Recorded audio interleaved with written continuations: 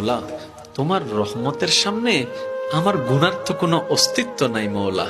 আমার গুনাহ না হয় পাহাড় পরিমাণ হবে, বেশি থেকে বেশি আসমান পরিমাণ হবে, না হয় পুরা পৃথিবী পরিমাণ হবে। তোমার রহমত তো অগণিত, তোমার রহমত তো অসীম, তোমার রহমত তো আনলিমিটেড। এবার রব্বে করিম বলে, তাহলে ঘাবড়াস কেন, তাহলে মন ছোট করস কেন? আরে গুনাহ করেছো তো করেছো, কি হয়েছে? একবার তো তওবার মাধ্যমে আমি রবের দরবারে ফিরে আই।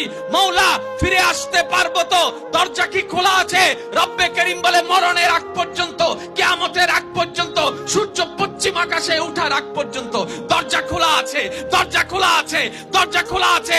এবার বান্দা বলে, মৌলা 24টা ঘন্টার কোন টাইমে আসলে সেই দরজা খোলা পাবো? রব্বে করিম বলে, আরে ব্যাংকের দরজা খোলা থাকে নির্দিষ্ট সময়ে, অফিস আদালতের দরজা খোলা থাকে নির্দিষ্ট সময়ে, এমনকি ঘরের দরজাও খোলা থাকে নির্দিষ্ট সময়ে, এর বাইরে যাই না। কিন্তু তোর রবের দরবার এমন একটা দরবার, 24টা ঘন্টার যেই কোনো মুহূর্তে তুই আসবি, তোর রবের দরবার তোর জন্য খোলা থাকবে। সুবহানাল্লাহ।